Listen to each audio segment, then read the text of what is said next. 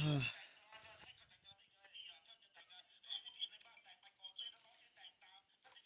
นนอตัวหลัวตัวจอจีกันได้นายรู้จีตรอนตาจีเส้นตา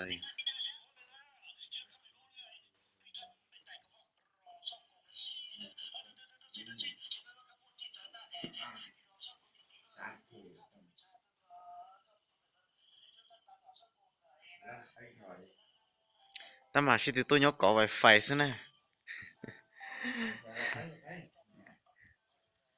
ไวไฟเรากั้งเช็ดถอดเดียนี่chỉ nhờแต่ไปตัวก่อไวไฟซื้อตัวขอเดียซื้อชิ้นมันยางกี่หลอมมอเลยนะ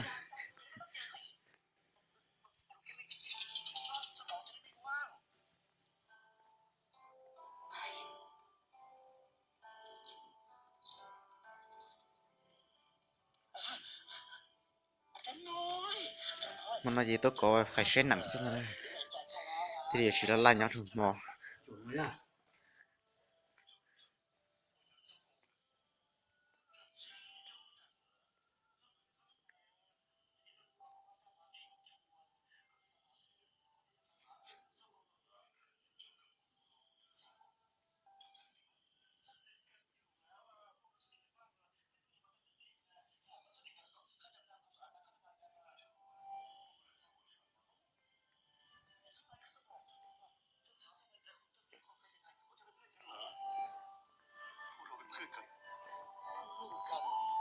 อย่างเชื่อฟงกับเป็นเพื่อนได้ทั้งนั้นแหละดังนั้นก็ไม่ต้องไปใส่ใจมากหรอกคนที่เขาใส่ใจที่สุดก็คือข้ายังมีพี่รอข้าอีกคนหนึ่งไง